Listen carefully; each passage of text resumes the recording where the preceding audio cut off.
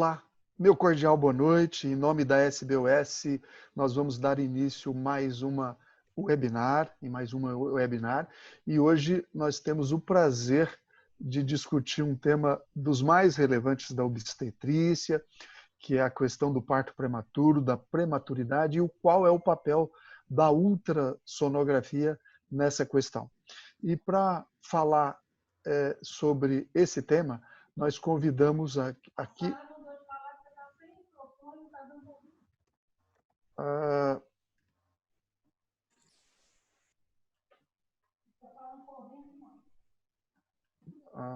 ok, só um minutinho. Organizando aqui o nosso microfone.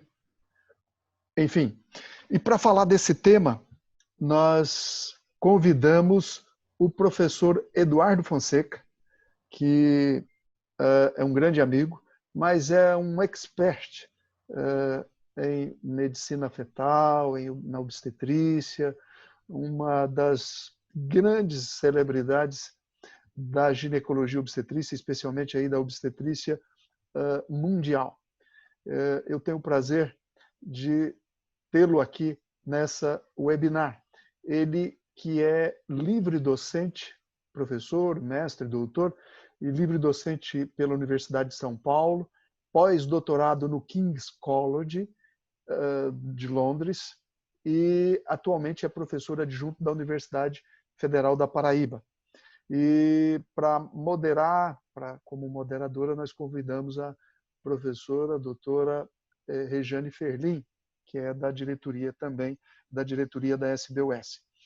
Agradecer aos nossos participantes e dizer que vocês, no final dessa webinar, vocês poderão fazer as perguntas de vocês poderão ser feitas durante o transcorrer da nossa palestra no QIA da nossa plataforma webinar Zoom e também pode ser feita no bate-papo do Facebook.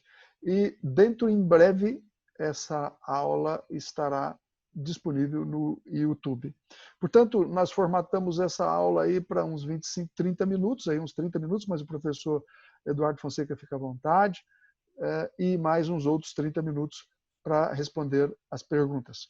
Ok? Passa a palavra então para a professora Rejane, para nós iniciarmos a nossa webinar. Boa noite a todos. É um prazer estar aqui com vocês. Eduardo, é um prazer participar dessa webinar com você, o Rui, nosso presidente, e tenho certeza que vamos aprender muito. Você, que é uma referência mundial nesse tema, quanto à prevenção do trabalho de parto prematuro, avaliação de colo uterino, progesterona, e tenho certeza que vamos aproveitar muito a sua aula. Por favor, fique à vontade e no final da sua explanação nós responderemos as perguntas e as dúvidas dos nossos participantes.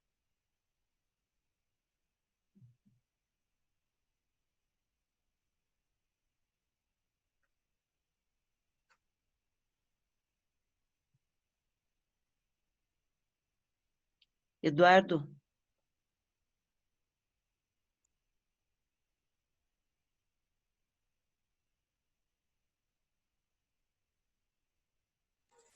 Oi, Eduardo. Ok, todos me escutam? Sim, sim. Inicialmente, as minhas palavras de agradecimento a você, Regina, palavras sempre carinhosas, a você, Rui, e ao Pedro Pires, presidente da SOBRAMEF, da Sociedade Brasileira de Medicina Fetal, por esse convite, onde a gente vai falar sobre a avaliação do colo uterino para a prevenção do trabalho de parto prematuro. E aqui eu colocaria a questão de fazer ou não fazer. É sobre isso que eu queria discutir. E, Rui, eu queria começar trazendo para você um desafio. Eu quero usar as palavras de um baiano, um nordestino chamado Rui Barbosa. Ele disse o seguinte, a nossa águia de Aia: com a lei, pela lei e dentro da lei.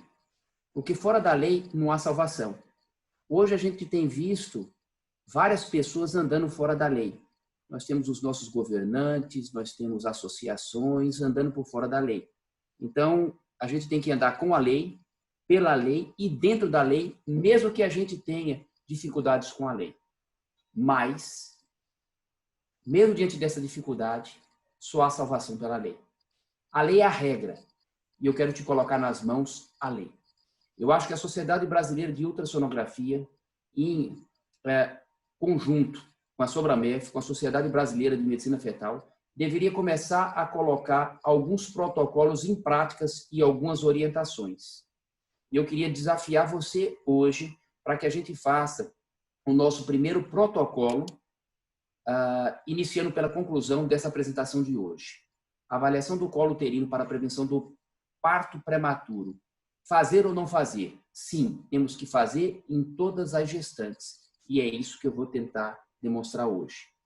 E ratifico, é necessário que a Sociedade Brasileira de Ultrassonografia crie protocolos, diretrizes sugerindo isso, como existe sugestão de translucência nucal, sugestão de Doppler e acompanhamento e restrição de crescimento fetal. Enfim, nós precisamos de um norte e de uma diretriz para que os nossos associados, para que os médicos que fazem ultrassonografia no Brasil e para que os pacientes que necessitam desses exames tenham acesso nos seus planos de saúde. Então, esse é o meu desafio para você, Rui.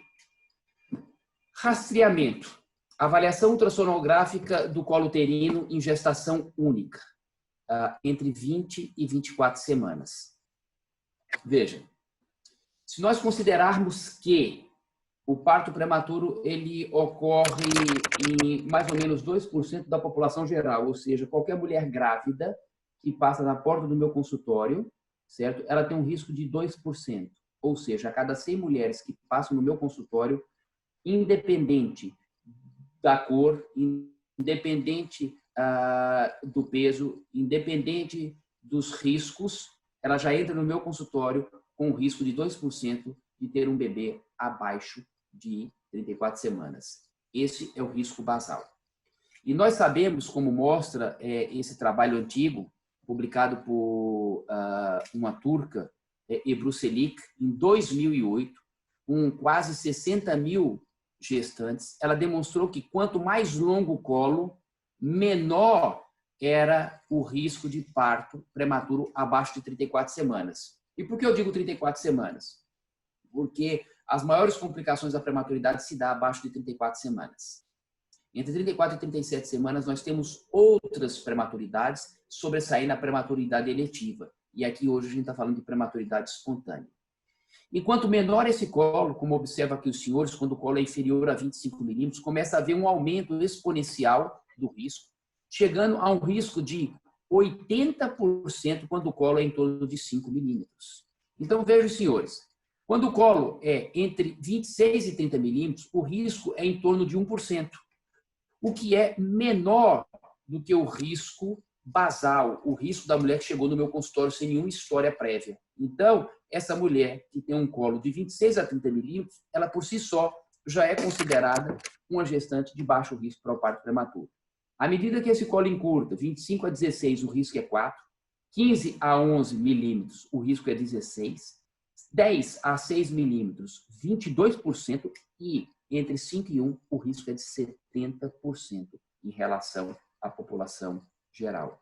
Ou seja, quanto menor o colo, menor é o risco de parto prematuro em gestação única. Então, o que é que eu chamaria de alto risco? Todas aquelas mulheres que tivessem um risco maior do que o risco basal, ou seja, abaixo de 25 milímetros. Porque o risco é pelo menos 2 vezes acima da população geral. Em relação à gestação gemelar, o que nós sabemos? Que o gemelar ele representa mais ou menos cerca de 3% de todos os nascidos vivos. Que o parto prematuro abaixo de 34 semanas ocorre em cerca de 10% dos gemelares e abaixo de 32 semanas em 6% dos gemelares. Ou seja, o parto prematuro nos gemelares é cerca de 5 vezes maior do que na gestação única. E que as gestações gemelares elas representam 1% de todos os partos e ela representa mais ou menos 1% de todos os partos e 20% de todas as internações em unidade de terapia neonatal. E representa 65% das mortes neonatais. Ou seja, o gemelar, ele tem a prematuridade mais ou menos 10%, que é 2 vezes maior do que a gestação única, que é em torno de 2%. Mas, mesmo esses partos gemelares representando apenas 1% de todos os partos, ela representa 20% de todas as internações em UTI. E ela responde por 65% das mortes neonatais, mostrando que o gemelar também é um fator de risco importante. Também no gemelar, existe uma relação direta entre o colo e o risco de parto prematuro. Nesse trabalho que nós publicamos em 2006 no American Journal, onde nós avaliamos características maternas e comprimento cervical na predição do parto prematuro espontâneo, também observamos que o risco de parto prematuro tinha um crescimento quando o colo era inferior a 25 milímetros, o parto abaixo de 32 semanas é em torno de 6% da população geral, certo? E o colo entre 21 e 25 é de 14%, mais ou menos 2 vezes acima do que da população geral. E esse risco ele vai aumentando de forma exponencial, sobretudo nos colos inferiores a 20 milímetros. Então, aqui nós temos 2 situações, gestação única e gestação gemelar. E um único fator, colo curto. Em ambas, determina o aumento do risco de parto prematuro. E aí, como definimos colo curto? Então, baseado nesses estudos, o colo curto é definido quando a medida cervical é inferior a 25 milímetros por ultrassom transvaginal, realizado entre 20 e 24 semanas. Mas de uma maneira mais lógica, de uma maneira mais racional e na clínica diária, nós podemos dividir essa população em 2 grupos. Grupos sem antecedente de parto prematuro, adotaríamos como ponto de corte 20 milímetros, que representaria mais ou menos 5% da população.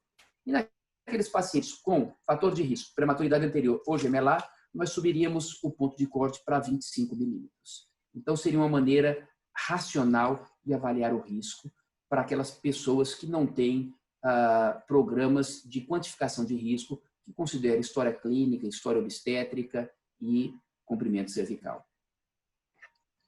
Então, veja, o colo, ele se coloca como um fator de risco importante na predição do parto prematuro espontâneo.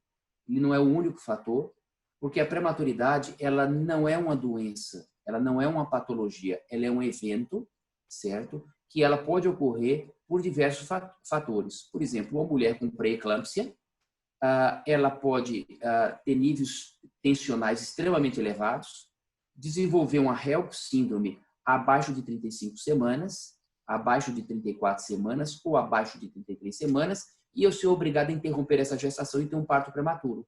Esse prematuro, ele ocorreu, mas ele não é uma doença, ele é consequência da pré-eclâmpsia.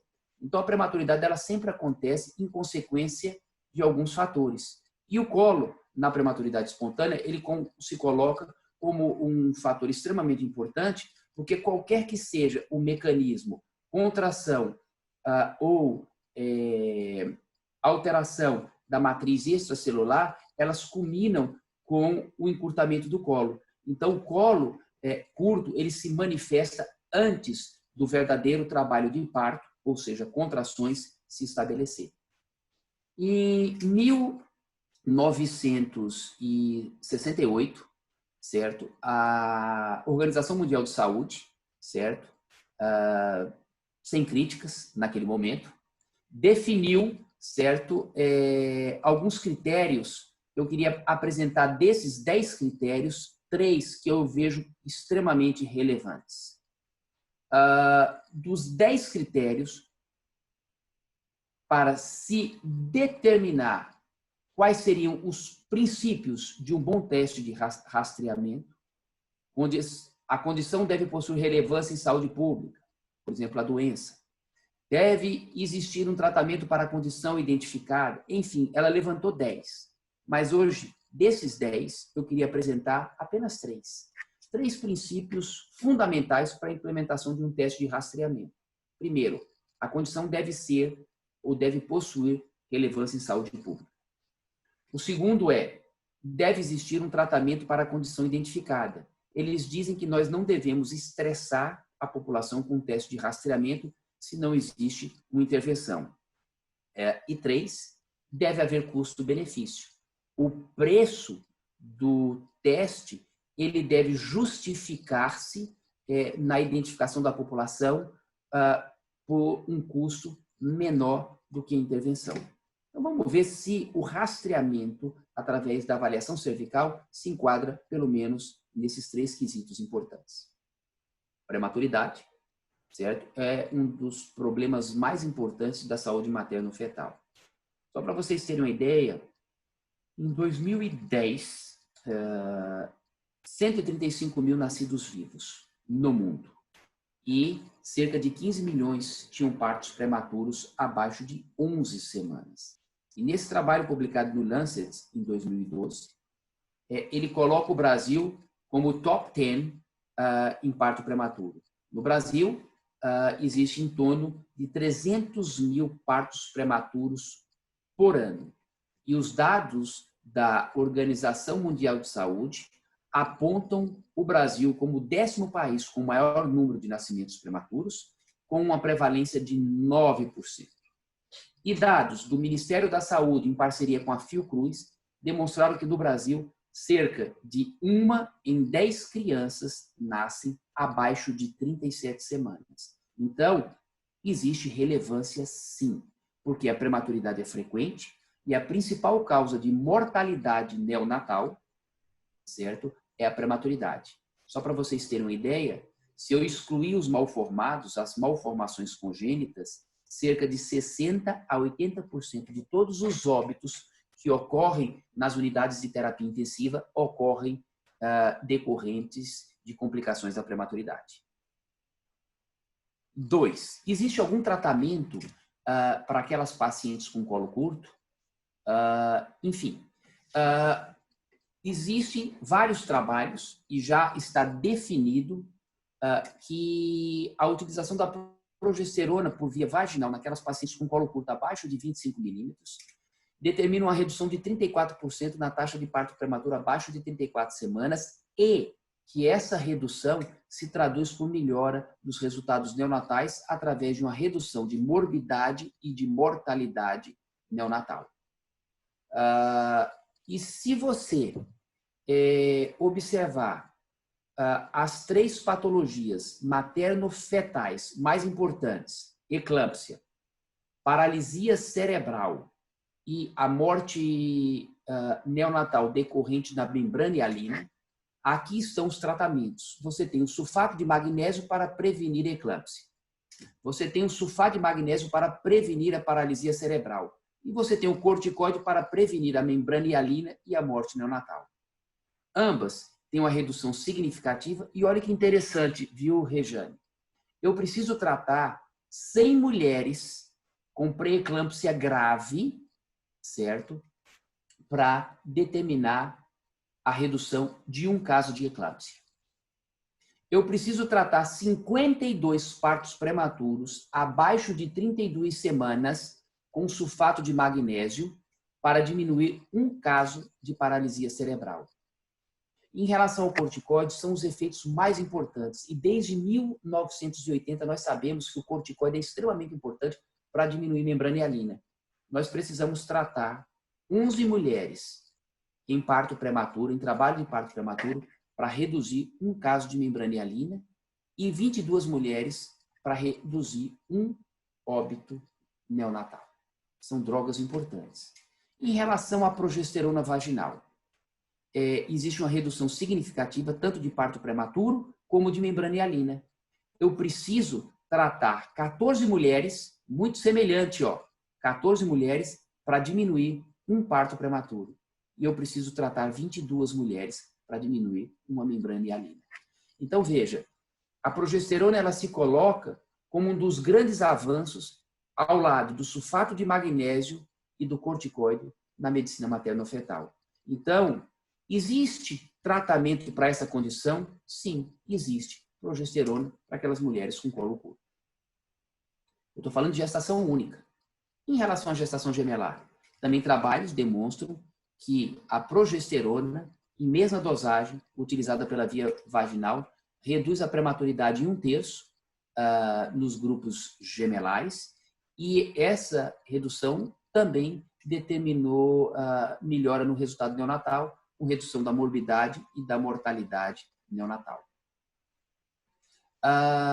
Veja só, membrana hialina, existe uma redução de 30%, e eu preciso tratar 6 mulheres com gestação gemelar para evitar uma membrana hialina. Eu estou falando de progesterona, não estou falando de corticoide. Eu preciso tratar 8 mulheres para evitar uma morte neonatal. Lembra que eu disse aos senhores que a maioria das mortes neonatais ocorre decorrente da prematuridade, e o gemelar é um fator extremamente importante. E eu preciso tratar 6 mulheres para evitar, certo, fetos que nasçam abaixo de 1.500 gramas. Nesse trabalho, publicado em 2017 por Roberto Romero, a conclusão foi o seguinte, que a progesterona vaginal em gestações gemelares com colo curto abaixo de 25 milímetros não apenas previne o parto prematuro, mas reduz as principais complicações neonatais, incluindo a morte perinatal. Então, existe tanto um tratamento para gestação única, como um tratamento para gestação gemelar. Por fim, a pergunta é, existe custo-benefício? Nesse trabalho publicado em 2010, veja que a medicina, sim, ela é lenta. A gente está em 20, faz 10 anos, e é assim que a medicina funciona. A gente dá pequenos passos e nós temos que observar, ele tem que ser reproduzido, ele tem que ter benefício econômico, a gente tem que ser muito parcimonioso na implantação dos métodos. Mas já em 2010, tá, Carril, num trabalho publicado no American Journal, demonstrou que a avaliação cervical universal na época do ultrassom morfológico e utilização de progesterona vaginal nas mulheres com colo curto é melhor do que a avaliação cervical apenas em mulheres de alto risco, é melhor do que tratar pacientes com alto risco pela história clínica com progesterona, e é melhor do que não fazer nada. Se você instituir o rastreamento universal para todas as mulheres gestantes entre 20 e 24 semanas, vai haver uma redução de $1.400 por paciente, determinando uma redução importante nos custos, num total de quase 100 mil partos prematuros por ano nos Estados Unidos. Diminuirá a prematuridade nos Estados Unidos e isso determinará uma redução nos custos por paciente de $1.400. Ou seja, o problema é grave, prematuro. 2, existe tratamento tanto para gestação única como para gestação gemelar com colo curto. 3, a avaliação cervical e a progesterona feita para todas as mulheres com colo curto diminuirá os partos prematuros nos Estados Unidos em torno de 100 mil partos e determinará uma redução de $1.400 por paciente. E esse trabalho foi reproduzido no ano seguinte, colocando na análise dados do trabalho da professora Sonia Hassan, da Wayne University, em Detroit, onde ela demonstrou também melhora do resultado neonatal, e isso determinou uma economia para os cofres americanos em torno de $20 milhões. A conclusão desse trabalho, publicado por Werner, foi que o rastreamento universal pela avaliação do comprimento cervical e o uso de progesterona vaginal por 100 mil gestantes, comparada com o não rastreamento em 2010, determinou uma redução de $20 milhões por ano. Ou seja, é muita grana. E as recomendações? Depois que a gente tem evidências científicas, a gente tem que ir atrás das recomendações. E é aí que eu digo, Rui, a gente precisa criar recomendações. Recomendações sérias. Não é recomendação alijada por interferência de laboratórios, mas é coisa séria. Recomendação séria, como o Colégio Americano faz, como o Royal College faz, como o Colégio Canadense faz. Mas é bem verdade que recomendações deles são tão sérias que eles avaliam até a política local. A política, inclusive, de processo médico e de gasto com seguro médico. Vamos ver o que essas recomendações dizem. Vamos começar pelaquela que é a mais independente de todos, a FIGO. A FIGO ela não tem comprometimento com laboratório e ela não tem comprometimento com política de país. Ela diz, o melhor é isso. Então, nesse Comitê de Boas Práticas, publicado em 2015 na International Journal of Gynecology and Obstetrics, onde teve o líder, o professor Giancarlo Di Renzo e o professor Kypros Nicolaides, a recomendação é, aqui está, ultrassonografia transvaginal para todas as mulheres entre 19 e 24 semanas. E aquelas com colo inferior a 25 milímetros, 200 miligramas de progesterona vaginal ou 90 miligramas de progesterona gel, que é o Crinone. A primeira é o Utrogestan, a segunda é o Crinone. Ambas têm o mesmo efeito, podem ser utilizadas no tratamento. Isso foi o que definiu a FIGO em 2015. O que é que o ACOG diz?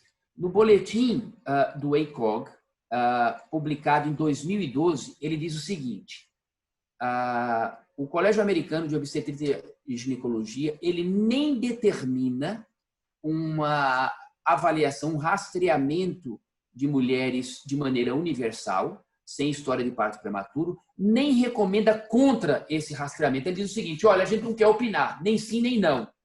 Todavia, em mulheres indo para uma avaliação ultrassonográfica obstétrica, o Colégio Americano tem recomendado que o colo seja avaliado quando clinicamente apropriado e tecnicamente é possível de ser realizado.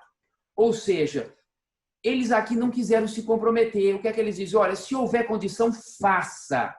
Mas para a gente, hoje, em 2012, é muito difícil a gente determinar que faça, porque existe um movimento econômico das operadoras, de treinar o pessoal, enfim, a realidade deles é diferente da nossa.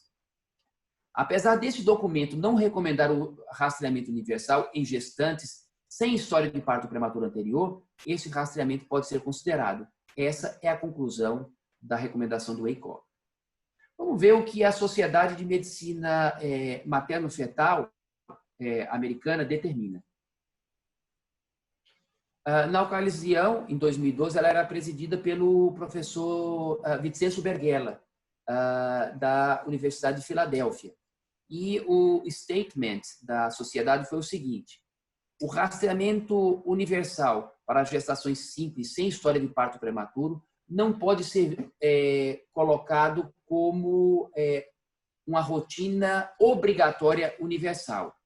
Contudo, a implementação de tal estratégia poderia ser vista como razoável e pode ser considerada por médicos individuais seguindo protocolos específicos. Mais uma vez, eles não se comprometeram. Mas o presidente da Sociedade de Medicina Materno-Fetal, o professor Vincenzo Berghella, que é o diretor da divisão de medicina materno-fetal da Universidade da Jefferson University, na Filadélfia, e um dos revisores do UpToDate nesse quesito, e eu vou apresentar para vocês qual é a estratégia deles. Ele diz o seguinte, nós, da universidade, realizamos o rastreamento em todas as gestantes, porque existe uma intervenção, a utilização de progesterona. A intervenção é available, é capaz de ser feita e reduz o risco de parto prematuro em mulheres com colo curto. Então, o presidente da sociedade diz, eu faço, porque ele diz que isso tem que ser considerado nos Estados Unidos como prática individual. E, para isso, ele coloca esse guideline. Tá? Ele diz o seguinte, na primeira consulta, orientação nutricional, orientação psicológica e o cessar tabagismo. Diagnóstico e tratamento de intercorrências clínicas, investigar e tratar infecções genitorinárias. E aí, se avalia o colo, a depender da história clínica. Se eu tenho uma história de insuficiência ou incompetência cervical caracterizada por 2 abortos tardios ou 3 partos prematuros, abaixo de 34 semanas. Ou se eu tenho uma suspeita de incompetência cervical por um parto prematuro precoce abaixo de 34 semanas ou por um aborto tardio acima de 12 semanas. Ou se eu não tenho fatores de risco. Esses serão os 3 fatores que determinarão como eu vou utilizar a avaliação cervical. Se eu não tenho fator de risco, eu vou medir o colo entre 18 e 24 semanas. Se eu tenho certeza de incompetência cervical, eu vou fazer uma cerclagem uterina entre 12 e 14 semanas. Eu não preciso pesquisar nada. Diante da ausência de fatores de risco, se o colo é longo, lembra os senhores que eu disse que seria acima de 20 milímetros na ausência de fatores de risco, eu não faço nada. E se o colo é curto, abaixo de 20 milímetros, progesterona nelas. Se eu estou em dúvida se tem competência ou não, eu vou seguir esse colo de maneira individualizada. Eu prescrevo progesterona para essa mulher, porque ela teve um parto prematuro precoce, e eu vou avaliar o colo dela entre 16 e 24 semanas. Se este colo for superior a 25 milímetros, certo? Eu não faço nada. Só sigo. Se esse colo for inferior a 25 milímetros, eu vou discutir com essa mulher a possibilidade de cerclagem. Então, veja que Berghella, você veja que a FIGO determina, tanto de maneira genérica como de maneira específica, a avaliação cervical rotineira para todas as gestantes. E, para concluir, eu gostaria de comparar com os senhores a capacidade de rastreamento do colo em comparação com métodos importantes dentro da tocoginecologia. Teste de Papa Nicolau, citologia ocótica. Eu preciso, olha os senhores, eu preciso fazer 1140 Papa Nicolau para identificar uma mulher com câncer de colo uterino. A minha pergunta é, devo eu fazer ou não o Papa Nicolau para identificar câncer? Mamografia. Se eu realizar mamografia acima dos 50 anos, eu preciso fazer 543 mamografias para identificar uma paciente com câncer de mama. Vale a pena? E se eu fazer a mamografia a partir de 40 anos, bianual, eu preciso fazer 3.125 mamografias para identificar um câncer de mama. Fugindo do nosso campo da tocoginecologia, mas pegando o campo masculino, PSA. Meu amigo Rui, eu preciso fazer 1.254 PSAs para identificar um caso de câncer de próstata.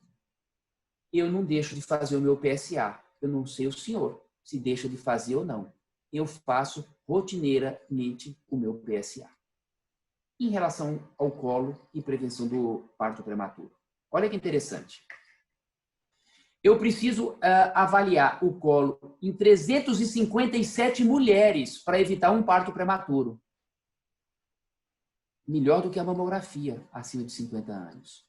E eu preciso avaliar 218 mulheres para diminuir a morbidade e a mortalidade neonatal.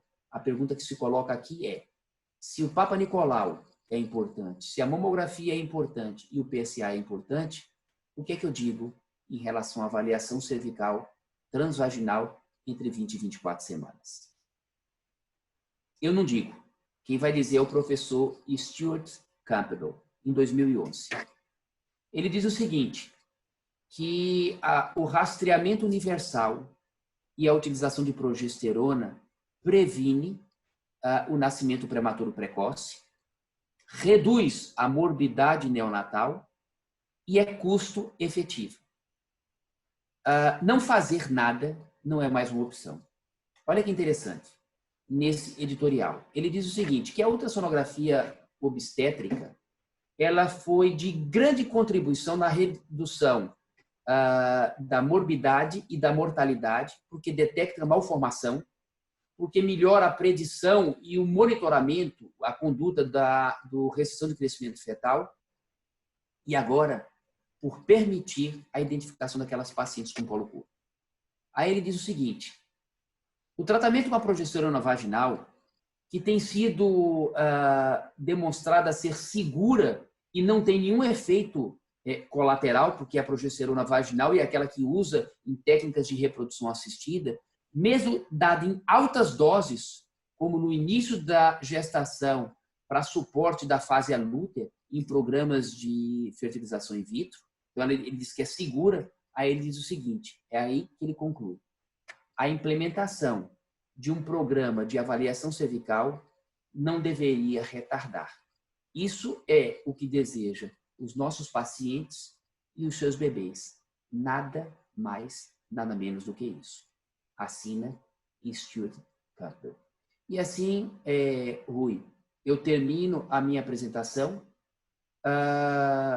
dizendo que está nas tuas mãos a construção de uma diretriz, a gente se coloca à disposição para que a gente espalhe e lute pela implementação do rastreamento cervical, como você tem feito junto com o professor Adilson, o rastreamento da pré-eclâmpsia, ou seja, a gente tem que atuar para que a gente possa realmente beneficiar as nossas pacientes. Basicamente, aqui eu termino a minha apresentação e coloco-me à disposição dos senhores para qualquer discussão.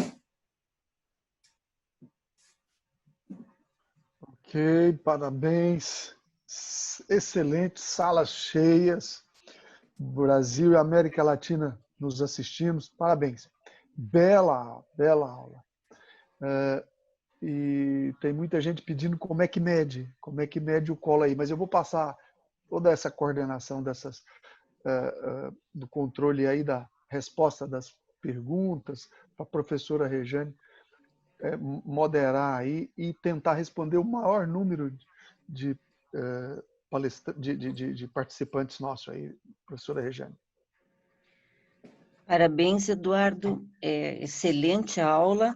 Aliás, o que lhe é peculiar, e suas apresentações são brilhantes, que refletem, inclusive, o profissional que você é.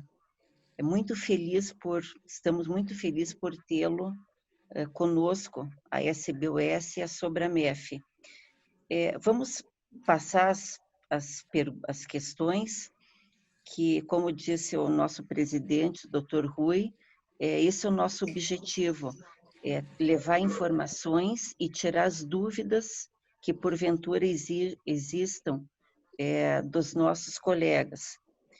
Professor Rui já disse, algumas perguntas têm se repetido, Eduardo, de como fazer a medida do colo uterino. Você poderia falar de uma forma simplificada, rapidamente, para os nossos colegas? Sim, o colo uterino ele tem que ser medido. Primeiro, o ponto é entre 20 e 24 semanas. Entre 20 e 24 semanas, a melhor época é em torno de 22 semanas no momento morfológico. O colo tem que ser medido por via endovaginal, ou seja, transvaginal, bexiga vazia, transvaginal, imediatamente após o exame. E a gente mede do orifício interno ao orifício externo. Tá? Se o colo é curvo ou não, não interessa. Se o colo é curvo, a gente provavelmente vai estar subestimando a medida, mas essa medida vai dar superior a 25 milímetros e vai colocar essa paciente em baixo risco. Então, não deve-se fazer o acompanhamento do colo nos colos curvos. A medida é linear, do orifício interno ao orifício externo. Tá? O ponto de corte é 25 milímetros, é o que a literatura internacional mostra, porque a partir de 25 milímetros o risco ele começa a aumentar, e a partir de 20 milímetros o risco é exponencial. Então, de uma maneira mais clínica, na ausência de um programa de cálculo de risco, eu aconselho dividir o ponto de corte em presença ou ausência de fatores de risco. Se a mulher teve prematuridade anterior, ou se a mulher tem gestação gemelar, eu colocaria um ponto de corte mais alto, 25 milímetros. Se a paciente é primigesta, não tem fator de risco, eu colocaria um ponto de corte mais baixo, de 20 milímetros, para evitar o excesso de medicalização. Nessa linha, Rejane, eu queria trazer aqui uma pergunta que se colocou. O João Aguera diz o seguinte: colo no primeiro trimestre, abaixo de 25 milímetros, você indica intervenção clínica ou cirúrgica? Se a paciente é primigesta, tá? Eu vou acompanhar esse colo. Eu vou entrar de imediato com progesterona e eu vou acompanhar, tá? Não existe nenhuma indicação de fazer circlagem só porque o colo deu 25 milímetros. Então, eu vou pedir para ver essa paciente com 1 semana e vou tentar estudar esse colo.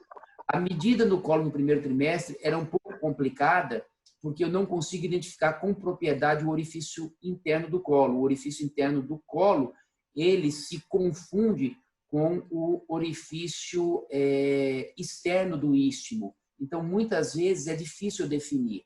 Então, eu gostaria de seguir. Então, eu não indicaria uma circlagem de cara em um colo abaixo de 25 milímetros em pacientes sem história de parto prematuro precoce ou sem história de abortamento tardio. Não estaria indicado. Seria acompanhamento e avaliação clínica e progesterona. Ótimo, Eduardo. Com essa resposta, nós tiramos algumas dúvidas, várias dúvidas de alguns participantes numa só resposta. Tem um outro colega que pergunta que o valor de referência que você citou, pacientes de não risco, seria 20 milímetros, o ponto de corte, e com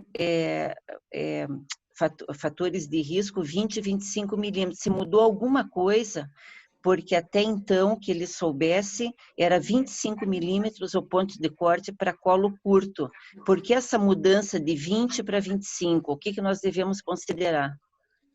Veja, na realidade não houve mudança. Na minha apresentação eu deixei claro que o risco de parto prematuro ele aumenta quando o colo é inferior a 25 milímetros. Na gestação gemelar, o risco com colo superior a 25 milímetros. Na gestação única, o risco de parto prematuro em colos acima de 25 milímetros é inferior a 1%, o que é a metade do risco da população geral. E quando o colo é abaixo de 25 milímetros, esse risco começa a aumentar de maneira gradual. Isso tanto no gemelar como na gestação única. Todavia, para evitar tratar de maneira desnecessária a população, tá? Porque o risco de parto prematuro em colo entre 25 e 20 milímetros em gestação única é de 1,3%. Existe um aumento de 30% na incidência. É muito baixa. E o colo de 25 ele vai estar mais ou menos presente em 10 a 15% da população. Então, eu vou estar tratando 10 a 15% de todas as gestantes. Então, para criar uma maneira mais racional, quando eu não tenho um programa de cálculo de risco que leve em consideração a altura, peso, história obstétrica anterior, se esse parto prematuro foi abaixo de 16, foi entre 16 e 32, foi acima de 32, se eu não tenho esse programa, de uma maneira mais clínica, eu gosto sempre de associar a clínica com o exame, eu faço a divisão entre a paciente que chega para mim, ela é de baixo risco clínico ou ela é de alto risco. O que é alto risco clínico? Gemelar e prematuridade anterior. Então, se ela tem uma prematuridade anterior e se ela é um gemelar, eu coloco um ponto de corte de 25. Se ela é uma primigesta, tá? O meu ponto de corte vai ser 20 milímetros. Então, na realidade, não houve uma mudança. Na incapacidade de utilizar os programas que a Fetal Medicine Foundation apresentam e que é free of charge, é livre para quem quiser usar, eu utilizo uma associação com a clínica. Prematuridade anterior e gemelar, ponto de corte 25 para quem tem esses fatores e 20 milímetros para quem não tem esses fatores. Tentando racionalizar a utilização, no caso de um medicamento para prevenir a prematuridade. Basicamente isso, não mudou. Perfeito. Temos outras perguntas relacionadas quanto ao uso de pessários.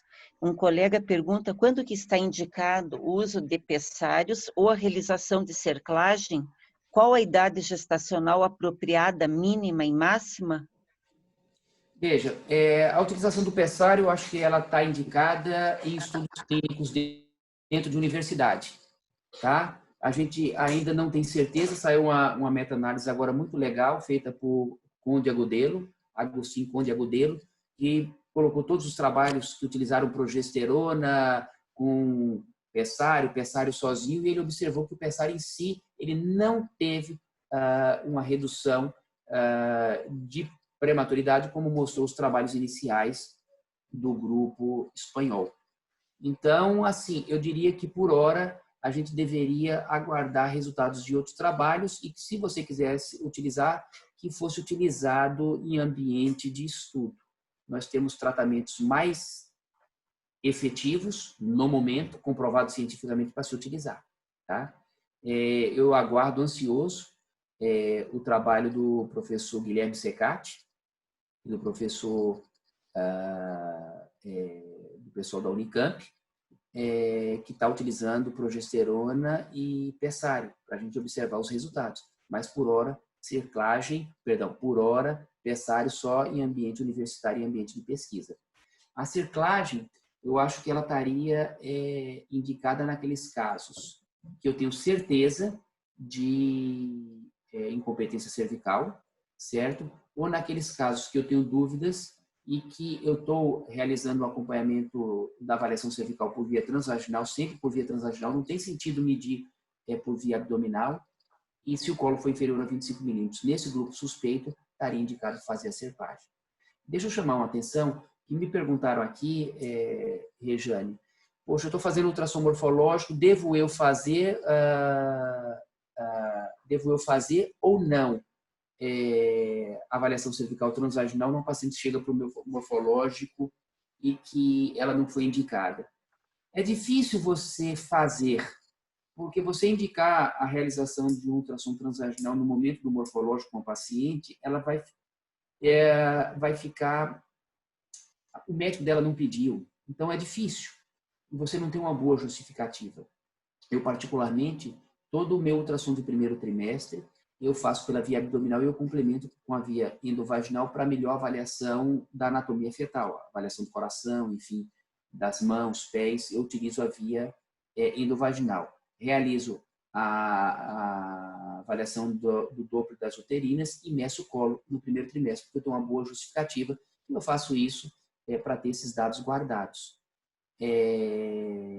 Agora, em relação ao segundo trimestre, é muito difícil fazer isso, mas eu não aconselharia vocês a medir por via abdominal e declarar se o colo é longo ou curto. Eu acho o seguinte, a gente tem que ensinar as pessoas a fazerem, e aí entra agora o papel do Rui, para que a gente possa construir um modelo e publicar isso aí e mandar isso para convênio, para todo mundo, da importância disso. Então, eu não faria a medida se não fosse pela via endovaginal e com a solicitação médica no segundo trimestre. Agora, no serviço público, você pode instituir isso, porque a paciente no serviço público ela pertence à instituição, ela não tem um médico de referência. Viu, Regiane? Sim. Só aproveitando o link que o Eduardo respondeu essa pergunta aí, Luana Freire faz a seguinte pergunta: paciente que se recusa a fazer via vaginal, dá para confiar na medida por via abdominal, Eduardo? Não. Não, porque a gente sabe que em 30% das vezes você não consegue uma boa visualização do orifício interno e do orifício externo, você tem obesidade, você tem gases, a bexiga às vezes você está cheio para você ver melhor, a bexiga por si só ela alonga. Então, não tem. Tem que ser por via endovaginal. Veja, a gente tem que fazer as coisas da melhor maneira possível. E a gente tem que ensinar as pessoas a fazerem as coisas da maneira certa. É aquilo que Rui Barbosa diz, com a lei, pela lei e dentro da lei. Porque fora da lei não há salvação. A lei é a regra. Então, a gente tem que seguir essa regra. Está bem estipulada e está bem determinada por vários serviços. Então, tem que ser endovaginal. Ainda aproveitando esse gancho que você falou em primeiro trimestre, Eduardo, tem um colega, João Aguirre, ele pergunta se fizer a medida do colo no primeiro trimestre, imprimir GESS e tiver um valor abaixo de 2,5 milímetros, ele coloquei 2,5 centímetros e deve ser milímetro. Nessa indicação, você indicaria algum tratamento clínico ou cirúrgico ou um segmento a curto prazo?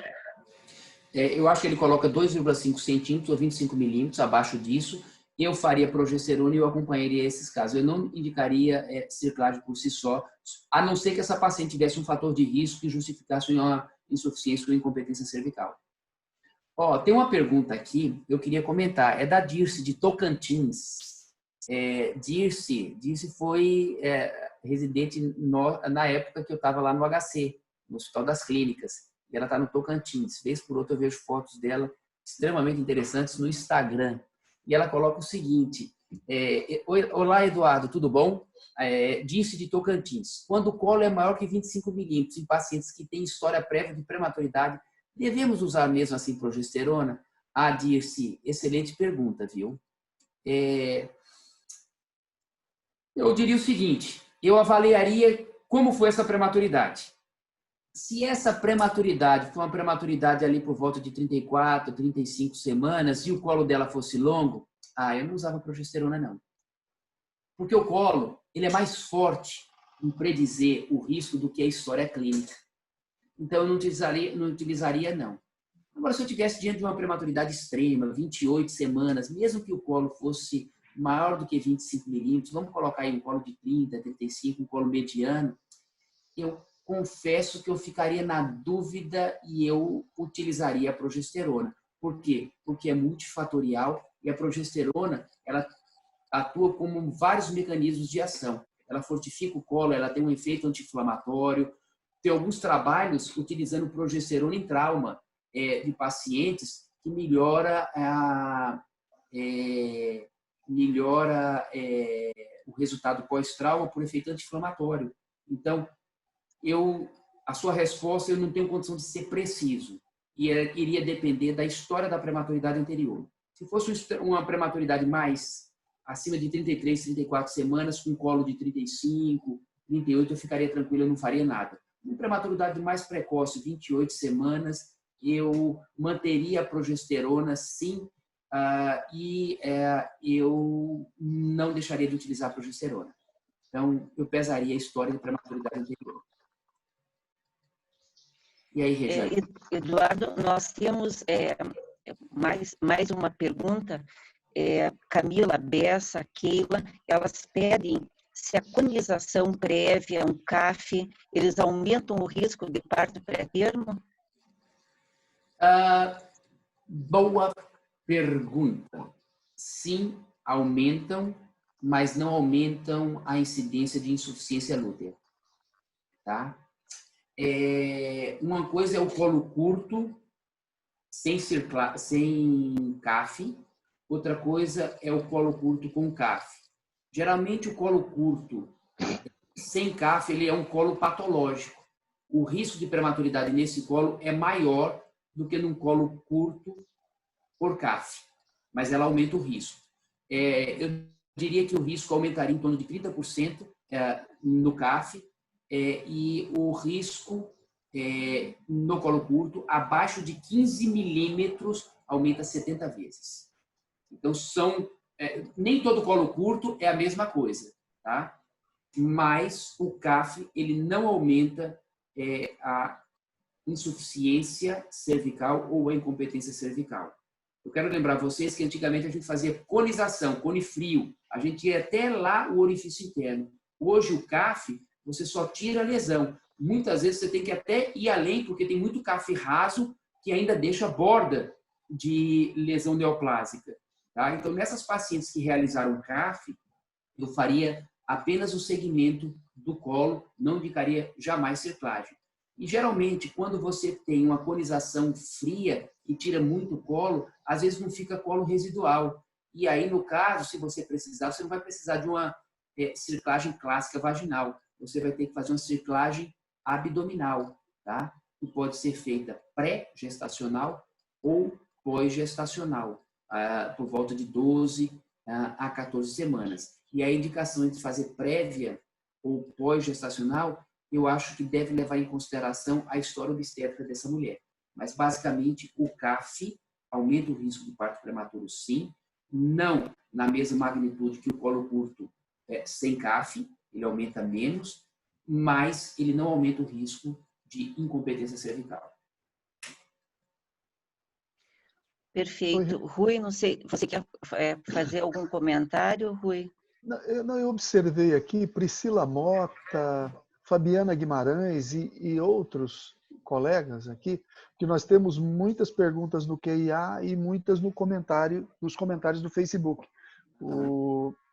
o Eduardo Fonseca está batendo recorde aí, não é? O pessoal está adorando Que bom. a sua fala, adorou a sua fala. Mas é o seguinte, eles estão perguntando qual é a sua avaliação da valorização ou não do SLUD. Ai. Olha, é uma pergunta difícil, porque quem trouxe esse assunto à baila foi um grande pesquisador, o professor Roberto Romero, tá? Quando ele encontrou esse SLUD em paciente sintomático, paciente em trabalho de parto. E lá eles fazem coisas interessantes, tá? No PRB, no Perinatology Branch, em Detroit. Eles funcionam e eles tiraram o SLUD e eles viram que o SLUD era pus. E aí eles fizeram mais. Eles viram que, na realidade, aquele pus estava protegendo a bactéria, porque fazia um filtro, como se o antibiótico não chegasse lá dentro. E a gente sabe que não chega mesmo. Então, nessas pacientes assintomáticas, nem antibiótico adiantava fazer. Tá? Veja, o melhor fator é o colo longo. Se o colo está longo e tem SLUD, eu não sei se é SLUD, se é pus, se é sangramento intrauterino que teve, ficou rodando lá dentro. O fato que a presença de SLUD em pacientes assintomáticas com colo longo é extremamente infrequente. Tá? A gente não tem evidências científicas hoje robustas para estar indicando antibiótico. E a gente sabe que esse antibiótico ele não chega lá dentro, tá? E às vezes ele pode ser até maléfico para o feto. Então, o SLUD em paciente assintomática, em tese, é só observar, não tem o que fazer. Na paciente sintomática, eu estou desconfiado de infecção, certo? Provavelmente, se tiver infecção, esse parto vai acontecer eu fazendo ou eu não fazendo nada. Então, eu acho que o SLUD é mais um sinal do que está acontecendo lá dentro nas pacientes sintomáticas. A gente anseia, Roberto está desenvolvendo um trabalho muito interessante com nanopartículas, onde ele coloca antibiótico nelas e faz com que esse antibiótico chegue lá e destrua aquelas bactérias. Mas isso ainda é muito experimental. Os resultados foram promissores. Mas ele mostrou que a utilização de antibióticos, as nanopartículas, nesses casos de infecção intraminiótica, aumentou o risco de paralisia cerebral. Então, tem que ter muito cuidado. Às vezes, eu estou fazendo antibiótico achando que eu estou fazendo uma coisa legal e pode ser que eu esteja potencializando uma paralisia cerebral. Não pelo antibiótico, mas é porque eu trato não tão bem como deveria tratar e permanece o agente agressor lá dentro. Às vezes, o parto fosse a melhor conduta. Então, assim, o SLUD, resumindo, só em paciente sintomática, e ele é mais um sinal do que está acontecendo lá dentro do que um sinal de que eu devo tratar. Aí eu vou, no caso de SLUD na paciente sintomática, rastrear muita infecção, e se tiver infecção, eu não vou inibir esse parto, eu vou deixar essa criança nascer. Mas nessa linha. Tem outra pergunta também sobre o eco glandular também, eu não sei se o Rui mencionou sobre ela. Eu acho que o eco glandular tem uma tese fantástica, certo? Feito pelo Cláudio, ele estudou assim com afinco isso, e eu acho que o eco glandular ele tem o seu papel sobretudo naquelas pacientes com colo curto, para tentar tornar o colo curto mais sensível do que ele é, tá? Mas o eco glandular ele depende muito da competência do médico que está fazendo, da qualidade do médico e da qualidade também do aparelho, porque ele não é algo quantificável, tá? Ele depende do aparelho também. Então, eu acho que ele seria algo que complementaria o colo. O que eu te diria é o seguinte, o melhor rastreamento que nós temos hoje é a medida do colo. É melhor do que elastografia, é melhor do que ED, é melhor do que SLUD. Se o colo for longo, eu estou tranquilo. Se o colo for curto, eu estou preocupado. E, a depender do motivo desse colo curto, eu determino a minha ação. Na imensa maioria das vezes, será progesterona vaginal. Eduardo, aproveitando o que você falou da progesterona, eu não perdi aqui, não lembro quem fez a pergunta. O que você acha melhor, a progesterona vaginal em gel ou a intramuscular?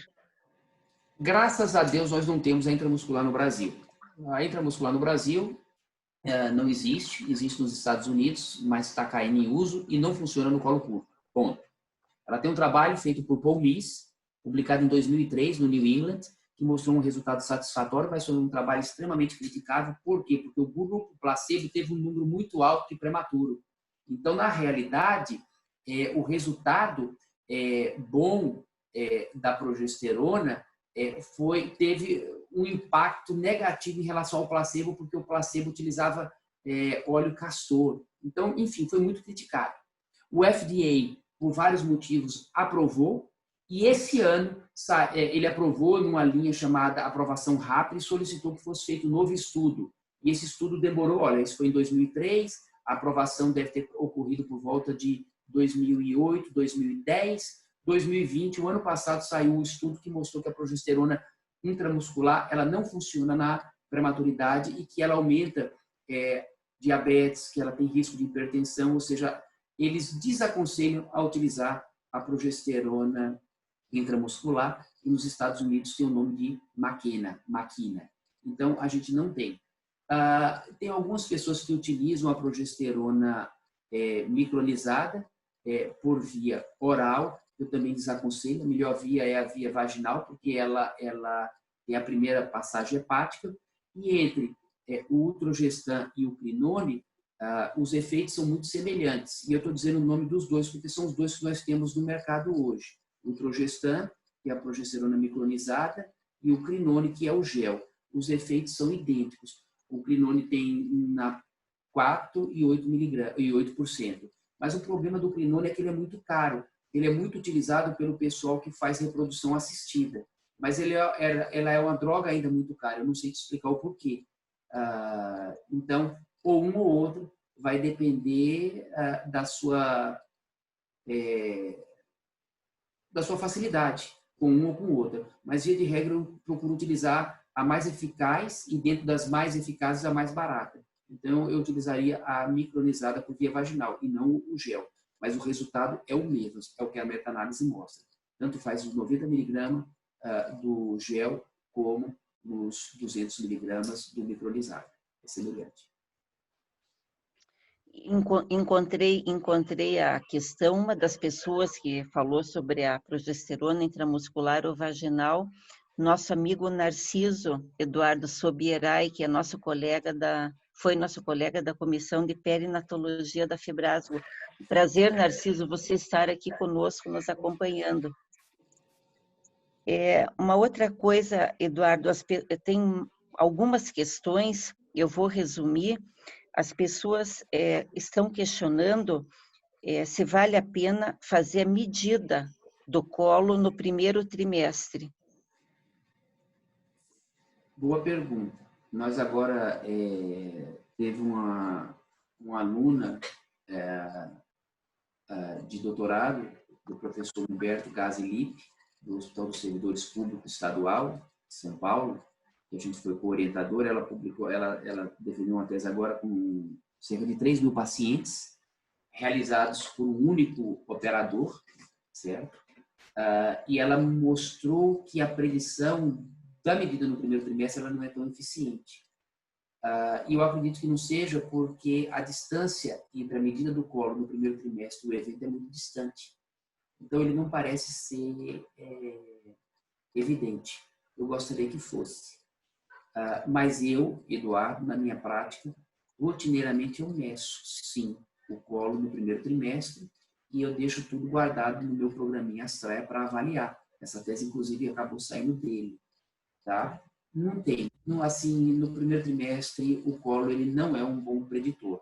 Ele é um excelente preditor no segundo trimestre, no morfológico, por volta de 22 semanas, sobretudo para os partos prematuros muito precoces, abaixo de 28 semanas e abaixo de 32 semanas. À medida que você vai se distanciando do momento da avaliação, ele vai perdendo sensibilidade. Então, infelizmente, até esse momento, parece que a avaliação do primeiro trimestre ela não é muito efetiva. Tá? Agora, se você utilizar, eu uso o programa do professor Kipros e ele calcula o risco de prematuro abaixo de 34 semanas, também pela medida do colo. Mas ele coloca a medida do colo, tem índice de massa corpórea, ou seja, ele faz um mix de fatores clínicos e fatores e avaliação do colo. Então, aí ele consegue aumentar um pouco a sensibilidade. Mas o colo, por si só, ele não é um bom fator no primeiro trimestre. Infelizmente, até agora não. Rui, você quer fazer algum comentário?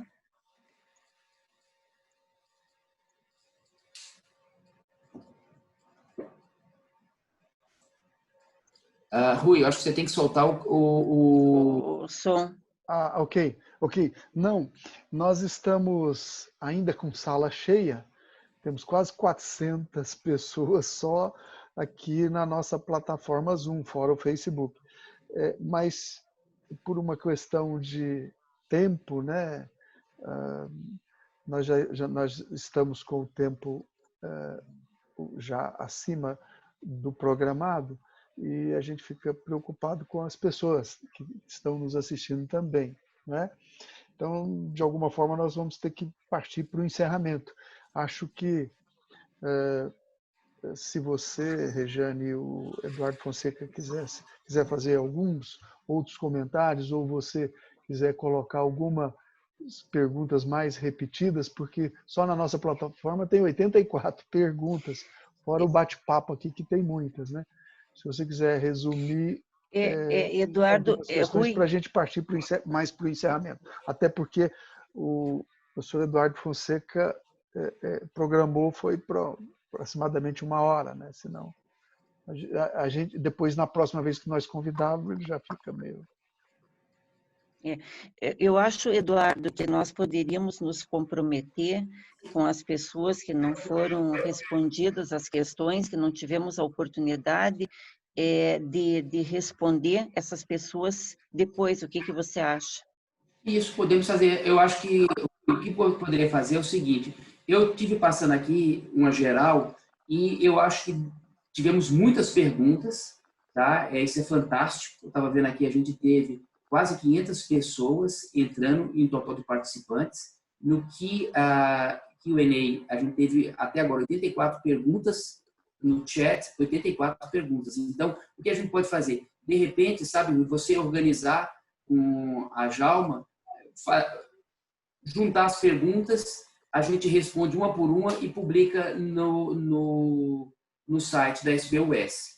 E eu queria só fazer um agradecimento a esse homem que, Rui, realmente hoje eu coloco ele como o ícone da ultrassonografia materno-fetal no Brasil. E eu vou te dizer, eu acho que o ícone da ultrassonografia no Brasil, porque ele é um Midas. Aonde ele coloca a mão, eu conheci 2 Midas, tá? Um aqui para os Nicolais, que aonde ele coloca a mão prospera, tá? E o outro Midas é o professor Francisco Mauá de Filho, tá? Onde ele coloca a mão, ele prospera.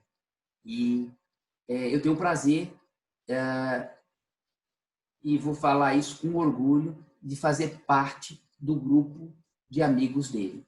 E ele coloca aqui o seguinte, ele está em todas, né? Ele não deixa de participar de nada, é por isso que esse cara é fantástico. Aproveito para convidar o nosso colega Eduardo, nosso confrade da Academia Latino-Americana, para montar o protocolo para a prevenção e prevenção do parto prematuro. Então, Rui, eu acho que a gente tem que partir para isso mesmo. Eu vou falar com o Renato, e a gente tem que fazer isso, e a gente tem que fazer um movimento, porque os 2 grandes problemas hoje que a gente tem na medicina materno-fetal é prematuridade e pré-eclâmpsia.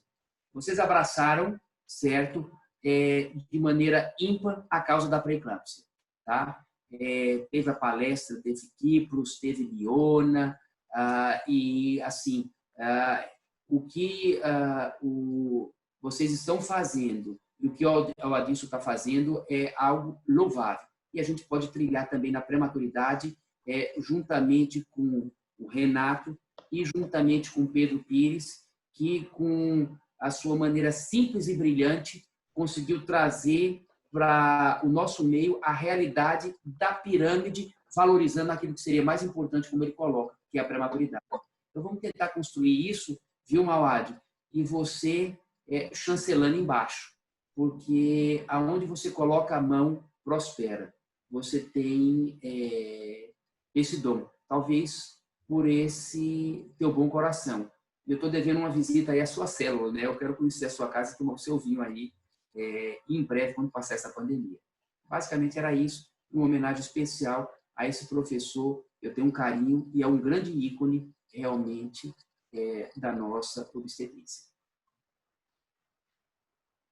Ok, Regiane. E você, Regiane, algumas considerações finais? Não, eu gostaria de agradecer a você, Rui, o convite por estar aqui, a SBOS, a Sobramef, ao Eduardo, que além de ser um professor maravilhoso, um profissional fantástico, um grande amigo. Eu tenho orgulho de ter amigos maravilhosos. Eu acho que é isso que preenche a nossa vida.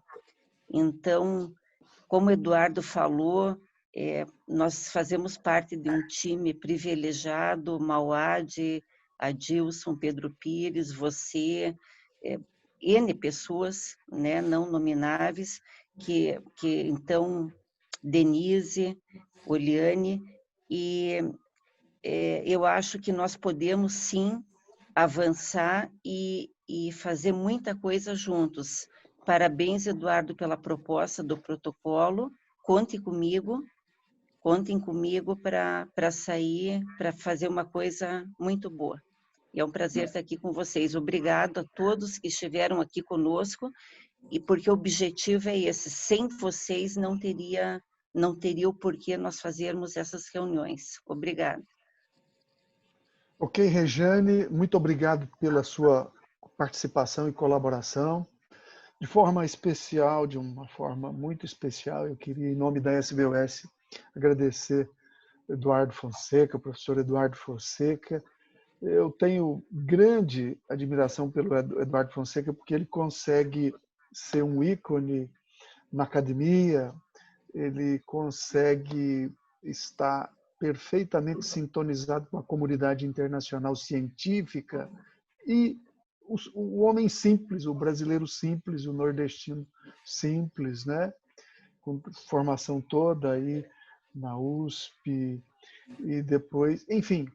E é interessante que ele tem uma disposição política para ajudar o coletivo, né? Então ele não é só um pesquisador, um estudioso que fica lá na academia, lá na universidade. Ele já foi conosco algumas vezes em Brasília, eu sei, reuniões, eu falo com ele, olha, amanhã vamos numa reunião no outro canto do Brasil, ele vai para ajudar a SBOS, né? Ou seja, então eu admiro essa conjunção de qualidades, de virtudes, faz dele um brasileiro excepcional. Então, parabéns, viu? Você conta com o nosso apreço, com a nossa deferência, com o nosso carinho, tanto nosso, eu estou dizendo em termos institucional. Então, você é um grande quadro, né? E você fez referência ao Mauad. Mauad, grande abraço. Ele é um consultor nosso. Nós não fazemos nada. Eu estou há 3 anos na direção da SBOS. Eu nunca fiz nada sem consultar os nossos sócios, especialmente os nossos decanos. E eu sempre bati continência para ele. E ele sempre teve a disposição em ajudar. Ele é muito disposto, ele tem mais energia do que muitos jovens que estão começando na ultrassonografia. Agradecer os nossos participantes, foram milhares, porque só aqui chegou aos 500 e já foram para o Facebook, enfim. E depois no YouTube, tenho certeza que vão ser muitos. Eu queria agradecer os nossos participantes, que é a razão maior dessas webinars. E também agradecer o pessoal de apoio nosso, tanto do TI quanto da comunicação, né, que está permanentemente nos ajudando. Portanto, muito obrigado a todos e eu declaro, então, encerrada essa webinar. Grande abraço e muito obrigado.